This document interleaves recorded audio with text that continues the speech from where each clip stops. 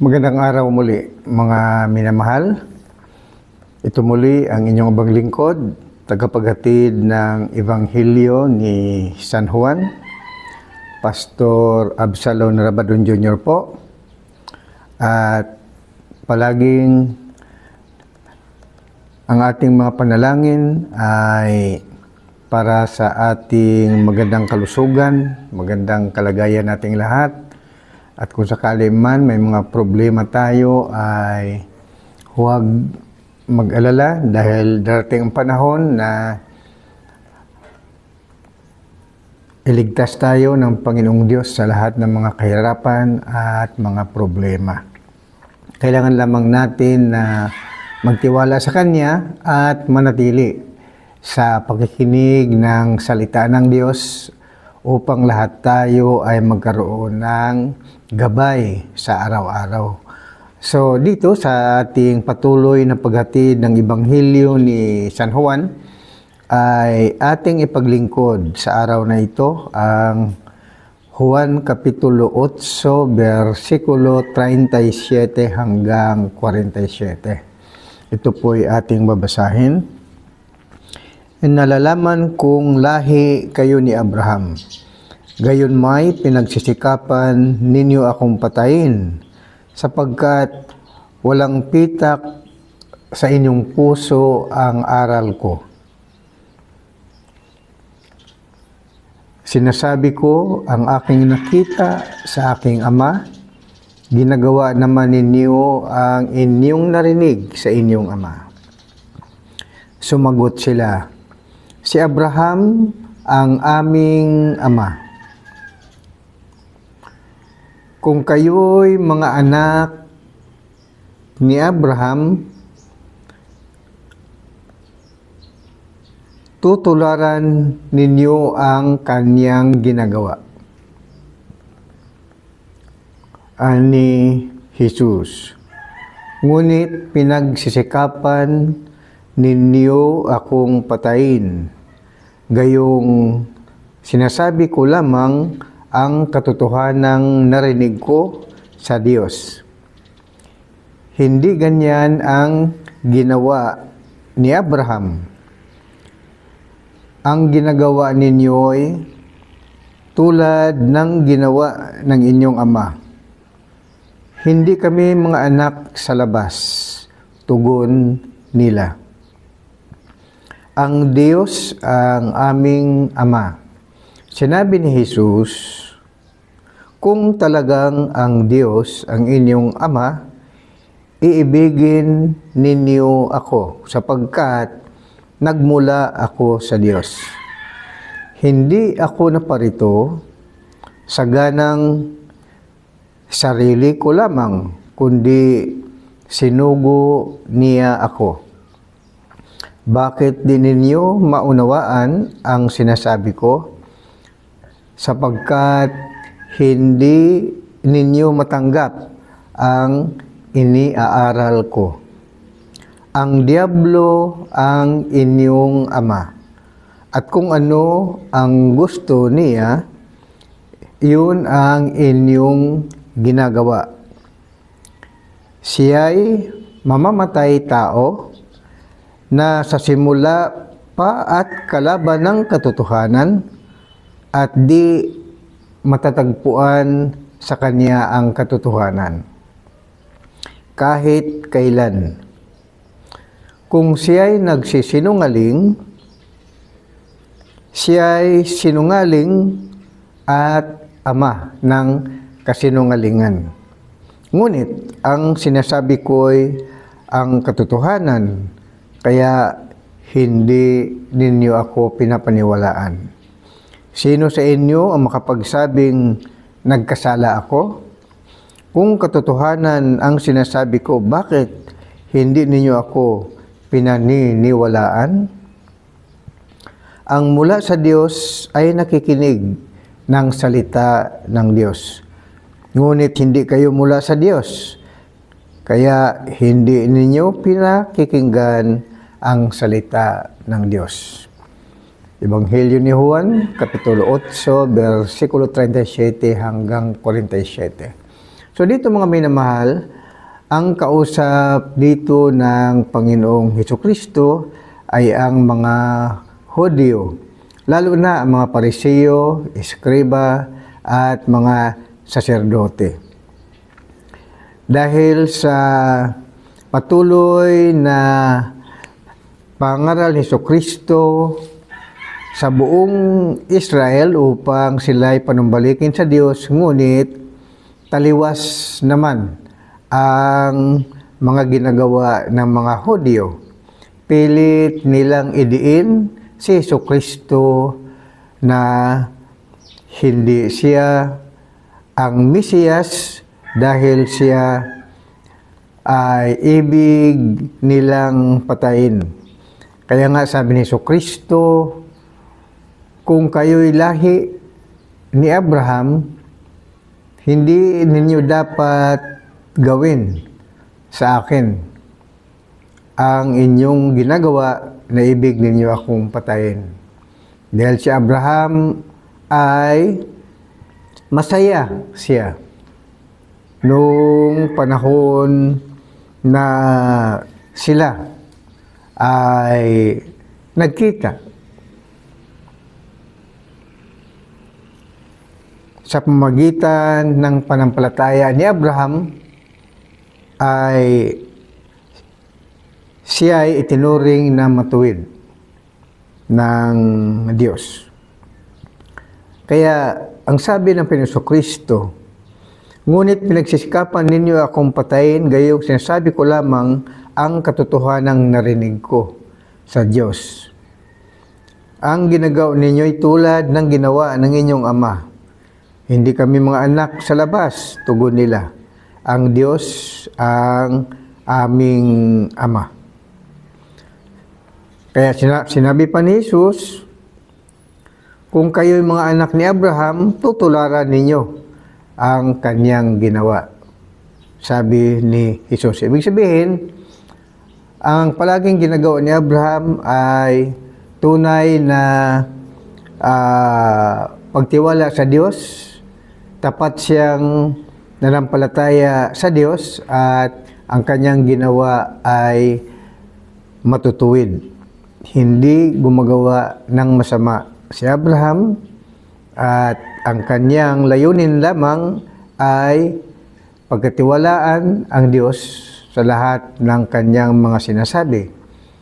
Ngunit taliwas ang ginagawa ng mga Israelita kahit kanilang pinagmamalaki na sila ay nanggaling sa lahi ni Abraham. Kaya sabi ng Panginoon Hesus sa kanila, bakit patuloy kayo sa inyong paggawa ng kasalanan? Bakit ayaw na ninyong paniwalaan ang aking mga sinasabi? Nagsabi ako ng katotohanan. Kaya hindi si Abraham ang inyong ama, kundi ang diablo. Yun ang sinasabi ni Hesukristo sa kanila. Sa versikulo 43, bakit di ninyo maunawaan ang sinasabi ko? Sapagkat hindi ninyo matatanggap ang iniaaral ko. At kung ang diablo ang inyong ama, verse 44, ang diablo ang inyong ama, at kung ano ang gusto niya, iyon ang inyong ginagawa. Siya'y mamamatay tao sa simula pa, at kalaban ng katotohanan, at di matatagpuan sa kanya ang katotohanan kahit kailan. Kung siya'y nagsisinungaling, likas na ito sa kanya sapagkat siya'y sinungaling at ama ng kasinungalingan. Kaya sabi ni Hesukristo sa mga Israelita, kung talagang totoo na si Abraham ang inyong ama, bakit kayo hindi naniniwala sa akin? Ang tunay ninyong ama, sabi ni Hesukristo, ay ang inyong amang diablo, dahil siya'y sinungaling at mamamatay tao, dahil gusto ninyo akong patayin. Kaya sinasabi ng Panginoon Hesukristo, hindi rin kayo naniwala sa aking mga iniaral dahil hindi kayo sa Diyos. Ibig sabihin dito mga minamahal, talaga namang ang kausap ni Jesucristo ay mga lahi ni Abraham. Ngunit sa tunay na mga lahi ni Abraham ay dalawa ang tinutukoy dito. Lahi ni Abraham sa laman at lahi ni Abraham sa panampalataya. Dahil sa tinuturing ni Jesucristo na bagamat sila ay galing sa lahi ni Abraham, ngunit ang kanilang sinusunod ay ang diablo, hindi si Abraham. Dahil si Abraham ay matuwid at gumagawa ng kabutihan sa harapan ng Diyos. Ngunit itong mga tao ng mga Hudyo na sinasabi na sila ay galing sa lahi ni Abraham, ay ibig nilang patayin si Jesus. Kaya sabi ni Jesus sa kanila, ang inyong ama ay ang diablo dahil siya ay mamamatay tao. Kaya ibig din ninyo akong patayin. Hindi kayo tumatanggap sa aking mga pangangaral. Ako'y nagsabi ng katotohanan, ngunit hindi ninyo ako pinapaniwalaan. Ang inyong pinapaniwalaan ay ang inyong amang diablo na ama ng kasinungalingan. Kaya alam ng Panginoong Jesucristo na bagamat sila ay sa lahi ni Abraham, ngunit sila ay nagpatuloy sa gawaing makalaman. Dahil sila ay hindi sumasampalataya, na ibig sabihin, oo nga't galing sila sa lahi ni Abraham sa laman, ngunit hindi sa panampalataya. Ito ay pinapaliwanag ito. Suporta ng Ebanghelyo ni Juan ay ang paliwanag din ni Apostol San Pablo tungkol sa anak ni Abraham sa laman at ang anak ni Abraham sa panampalataya. Dahil ang mga makalaman ay bagamat lahi ni Abraham, sila ay tumalikod sa Diyos at kanilang sinasalungat ang kautusan ng Diyos. Ngunit, yaong mga anak ni Abraham sa panampalataya, yun ang gumagawa ng kabutihan. So, basahin natin yung sinasabi ni Apostol San Pablo upang karagdagang paliwanag sa sinasabi ng Ebanghelyo ni San Juan. Roma, Kapitulo 9, versikulo 7 hanggang 11. Ito ang sinasabi. Roma, Kapitulo 9, versikulo 6 hanggang 11. Hindi ito nangahulugang nabigo ang salita ng Diyos, sapagkat hindi lahat ng nagmula sa Israel ay kabilang sa bayang hinirang niya. Hindi rin ibinibilang na anak ni Abraham ang lahat ng mga nagmula sa kanya. Ito ang sinabi ng Diyos, ang nagmumula lamang kay Isaac ang ibibilang na lahi mo. Ito'y nangahulugang hindi lahat ng anak ni Abraham ay ibibilang na anak ng Diyos, kundi ang mga anak lamang ayon sa pangako ng Diyos ang ibibilang na lahi niya. Sapagkat ganito ang pangako, babalik ako sa 1 taon, sa ganito ring panahon at magkaanak ng isang lalaki, si Sarah. Ngunit hindi lamang iyon, lalo pang naging maliwanag ito sa nangyari ng 2 anak ni Rebecca at ng ating ninunong si Isaac. Ipinakilala ng Diyos na ang pagpili niya ay ayon sa kanyang sariling panukala at hindi batay sa gawa ng tao. Sapagkat bago pa ipinanganak ang mga bata at bago pa makagawa ng mabuti o masama, Sinasabi na ng Diyos kay Rebecca, maglingkod ang nakatatanda sa kapatid na nakababata. Ayon sa nasusulat, minahal ko si Jacob at kinapuputan ko si Esau. So dito, mga minamahal, dalawang klase ang itinuring ng Diyos na lahi ni Abraham. Anak ni Abraham sa laman at anak ni Abraham sa pananampalataya. Ang anak ni Abraham sa laman ay ang lahi ni Ismael. Anak siya ni Abraham, ngunit si Ismael ay ang kanyang ina ay alipin ni Sarah, ang asawa ni Abraham. Kaya si Ismael ay anak ng alipin, bagamat siya ay anak ni Abraham. Kaya anak siya sa laman, anak sa labas. Ngunit ang tunay na anak ni Abraham ay yung anak niya sa kanyang asawa na si Sarah.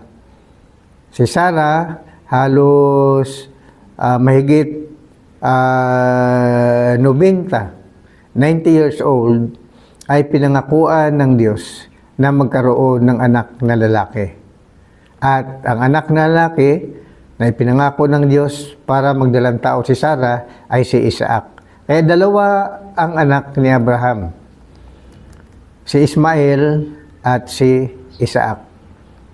Ngunit pinili ng Diyos na ang lahi ni Isaac na anak ng pangako ay iyon ang maituring na magiging lahi na pipiliin ng Diyos upang magiging mga anak ng Diyos. Ngunit ang lahi ni Ismael na anak ng alipin ay sumagitan sa kautusan. Kautusan na tinatawag na Covenant of Circumcision. So, dito, ang buong Israelita ay nagiging covenant people of God sa magitan ng Covenant of Circumcision. So, dala sa dalawang anak ni Abraham, si Ismael at si Isaac. Kaya itong mga lahi ni Abraham ay sama-sama na ito. Mga lahi ni Isaac at mga lahi ni Ismael. Bagamat sila ay binigyan at napasailalim ng Covenant of Circumcision, kautusan ng Diyos, isang palatandaan na magiging bayan ng Diyos. Bagamat sa kautusan, Covenant of Circumcision. So itong mga kausap ngayon ni Jesucristo ay mga bihasa ito sa kautusan. Bagamat sila ay bihasa sa kautusan, ngunit tumalikod sila sa kautusan. Ibig sabihin ay kanilang nilalabag ang kautusan, ngunit nagkunwari sila na matuwid.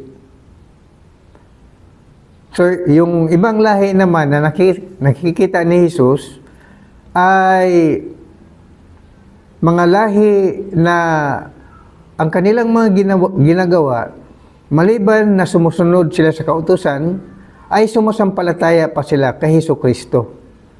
Naniwala sila sa pangangaral ni Jesucristo. Kaya, ang sabi ni Jesucristo sa mga Hudyo na kausap niya, yung ibig pumatay sa kanya, kaya sabi niya, alam kong lahi kayo ni Abraham. Ngunit dapat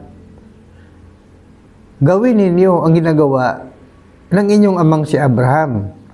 Ngunit, bakit ibig ninyo akong patayin? Kaya hindi ninyo ama si Abraham, kundi ang inyong ama ay ang diablo, dahil siya ang mamamatay tao. Ngunit doon naman sa mga sumampalataya kay Kristo, sinabihan naman ni Jesus, yung mga Hudyo na sumampalataya sa Kanya, ay sinabihan niya na kung magpatuloy kayo sa inyong panampalataya, ay magkaroon kayo ng karapatan bilang aking mga alagad at mabigyan kayo ng buhay na walang hanggan. Kaya dito, mga minamahal, katulad ng sinasabi pa ni Apostol San Pablo na karagdagang paliwanag niya tungkol sa Ebanghelyo ni Juan, Kapitulo 8, versikulo 45 hanggang 47 na sinasabi rito, ngunit ang sinasabi ko ay ang katotohanan, kaya hindi ninyo ako pinaniwalaan. Sino sa inyo ang makapagsabing nagkasala ako? Kung katotohanan ang sinasabi ko, bakit hindi ninyo ako pinapaniwalaan? Ang mula sa Diyos ay nakikinig ng salita ng Diyos. Ngunit hindi kayo mula sa Diyos, kaya hindi ninyo ako pinakikinggan at hindi ninyo pinakinggan ang salita ng Diyos. Kaya sabi ni Kristo, kung magpatuloy kayo sa inyong paglabag sa kautusan at hindi kayo maniwala sa aking mga sinasabi, ay hindi kayo mula sa Diyos. Kaya nga kayo ay ang inyong ama ay ang diablo. Ngunit kung kayo naman ay sumusunod sa aking mga sinasabi at naniniwala at nakikinig sa aking mga salita, ay kayo ay mula sa Diyos. Ngunit dahil sa hindi niyo tinatanggap ang aking mga sinasabi, kayo nga'y ang inyong ama ay ang diablo, hindi kayo sa Diyos. Dahil ang mula sa Diyos ay nakikinig ng salita ng Diyos. Versikulo 47, ang mula sa Diyos ay nakikinig ng salita ng Diyos. Ngunit hindi kayo mula sa Diyos, kaya hindi ninyo pinakikinggan ang salita ng Diyos. Bakit ganito, mga minamahal, ang mga Hudyo? Dahil nga sila ay sa katigasan ng kanilang puso, katigasan ng kanilang ulo, ay sobra ang kanilang katalinuhan sa kautusan. Kaya palagi nilang pinapairal sa kanilang kaisipan na si Jesus ay hindi Mesiyas, si Jesus ay hindi anak ng Diyos, at si Jesus ay kilala nila ang ama ni Jesus, si Jose na isang karpintero, at si Maria ng kanilang kapitbahay. Kaya ayaw nilang paniwalaan ang pangaral ni Kristo. Bakit? Dahil hindi ipinahayag sa kanila ang lihim ng Diyos, na ang Diyos Ama na siyang Espiritu Santo ay nanahan sa loob ng katawan ni Kristo. Kaya mismo ang nangaral sa kanilang harapan ay ang Diyos Ama sa magitan ni Kristo. Si Kristo na tao na kilala nila na anak ni Maria at ni Jose. Ngunit hindi nila nakikilala na siya ang pinili ng Diyos, ang anak ni Maria at ni Jose, bilang magiging bugtong na anak ng Diyos at tinahanan, ginawang templo ng Diyos sa lupa, ginawang larawan ng Diyos na hindi nakikita, ginawang kordero ng Diyos, ginawang katawan ng Diyos. Dahil tinahanan ng Diyos ang katawang tao ni Jesus. Kaya nga siya ay nagiging Panginoon at Kristo, naging Mesiyas. Dahil lahat ng kapangyarihan ay ibinigay kay Jesus. Bakit lahat ng kapangyarihan? Dahil ang Ama ay tumakan sa katawang tao ni Jesus. Ang Ama na siyang tunay na Diyos, na siya ang nagsasalita sa magitan ng bibig ni Hesukristo. Kaya si Hesukristo ang spokesman, tagapagsalita ng Diyos Ama. Siya ay sa magitan ng kanyang bibig lumalabas ang tinig ng Diyos na nanahan sa loob ng katawan ni Hesukristo. At pangalawa, ibinigay ng Diyos Ama ang kanyang pangalan kay Jesus, upang sa pangalan ni Jesus ay luluhod ang lahat ng mga tuhod sa langit, sa ibabaw ng lupa, at sa ilalim ng lupa. Lahat ng mga nilalang ay luluhod sa pangalan ni Jesus. Ganyan ka makapangyarihan si Jesus. Ngunit, iyan po ay hindi alam ng mga Hudyo. Kaya, nanatili sila sa kanilang mga kasalanan. Ngunit, nandoon pa rin ang pasensya ni Hesukristo. Kaya ayon kay Apostol San Pablo, sa Galacia Kapitulo 3, versikulo 7, hanggang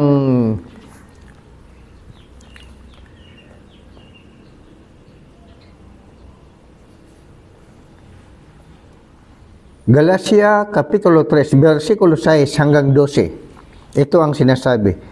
Tulad ng nangyari kay Abraham, nanalig siya sa Diyos, kaya't siya ibinilang na matuwid. Kung gayon, maliwanag na ang mga nanalig sa Diyos ang siyang tunay na lahi ni Abraham. Hindi pa man ipinakita na ng kasulatan na pawawalang sala ng Diyos ang mga hintil sa pamamagitan ng kanilang pananalig sa Kanya. At ipinahayag na kay Abraham noon pa ang mabuting balita. Sa pamamagitan mo'y pagpapalain ng Diyos ang lahat ng bansa. Nanalig sa Diyos si Abraham at siya'y pinagpala, kaya't pagpapalain ding tulad niya ang lahat ng nanalig sa Diyos. Ang lahat ng nananangan sa pagsunod sa kautusan ay nasa ilalim ng isang sumpa, sapagkat nasasaad sa kasulatan, sumpain ang hindi tumutupad sa lahat ng nasusulat sa aklat ng kautusan. Maliwanag kung gayon na walang taong ibibilang na matuwid sa paningin ng Diyos sa pamamagitan ng kautusan, sapagkat ang pinawalang sala sa pamamagitan ng panampalataya ay mabubuhay. Ngunit ang kautusan ay hindi nasasalay sa pananalig sa Diyos, sapagkat sinasabi ng kasulatan, ang tumutupad sa hinihingi ng kautusan ay mabubuhay sa pamamagitan nito. Kaya mga minamahal, ang kabutihan ng Diyos ay nagbibigay pa rin ng pagkakataon sa buong Israel na manumbalik sa Diyos. Na kailangan kung sila'y namuhay sa kautusan, ang pangaral ni Hesukristo at gayon din ang sinasabi ni Apostol San Pablo at ng Ebanghelyo ni Juan, ay dapat kung sila ay tagasunod ng kautusan, ay dapat huwag silang tumalikod sa kautusan. Kailangan gampanan nila. Ngunit, ano ang kanilang ginagawa? Tumalikod sila at nilalabag nila ang kautusan. Kaya bagamat sila'y tumalikod, sabi ni Hesukristo, kung kayo sumampalataya sa akin, at ako'y tanggapin ninyo na Panginoon at tagapagligtas, ay mapapatawad ang inyong mga kasalanan kung pagsisihan ninyo ang inyong mga ginagawa. Manumbalik kayo sa Diyos at patawarin kayo sa inyong mga kasalanan. Ngunit kung patuloy kayo sa hindi pagtupad sa kautusan, ay mamatay nga kayo, sabi ni Hesukristo. Gayon din naman, lahat ng mga gumagawa ng mga kabutihan at sumampalataya sa Diyos ay itinuring silang mga anak ni Abraham sa panampalataya. Kaya ang sabi ng banal na kasulatan, kung ikaw man ay Hudyo o Hintil, kung ikaw ay sumampalataya na si Jesucristo ay Panginoon at tagapagligtas, mapabilang ka bilang mga anak ng Diyos. Kaya dito mga minamahal, ibinigay din ang pagkakataon para sa ating mga Hintil. Dahil tayo ay hindi tayo sa ilalim ng kautusan ni Moises. Tayo ay sumampalataya at tinanggap natin si Jesucristo na ating Panginoon at tagapagligtas. Kaya itinuring tayo ng Diyos pamagitan ng banal na kasulatan na dahil sa ating panampalataya, tayo ay mga anak din ni Abraham sa panampalataya. At dahil sa tayo'y anak ni Abraham, sa magitan ng panampalataya ni Abraham, itinuring tayo, bagamat tayo mga Hintil, ay itinuring tayong mga anak ng Diyos. Kaya mga minamahal, may pag-asa tayo. Ang ating gagawin ay tanggapin natin si Jesucristo na ating Panginoon at tagapagligtas. Sumampalataya tayo kay Jesus bilang Mesiyas. Kailangang gampanan natin kung ano ang tagubilin ni Jesucristo batay sa banal na kasulatan. Sa mga hindi pa nakakilala kay Jesus, panahon na. Kung paano nangaral si Jesucristo, kung paano siya nangaral sa mga Israelita na magbalik loob sa Diyos, gayon din hanggang ngayon. Para naman sa mga Hintil na nandyan pa sa kasalanan, manumbalik kayo sa Diyos at tanggapin ninyo ang mga salita ni Jesucristo. Siya ang Mesiyas, ang ating Panginoon at tagapagligtas. Upang kung sino man ang sumampalataya sa kanyang pangalan ay bigyan ng karapatang magiging anak ng Diyos, Hudyo man o Hintil. Good morning. Ito muli ang inyong abang lingkod, Pastor Absalon Ramadan Jr., patuloy sa pangaral ng Ebanghelyo ni San Juan. Praise God. Hallelujah. God bless us all. Amen and amen.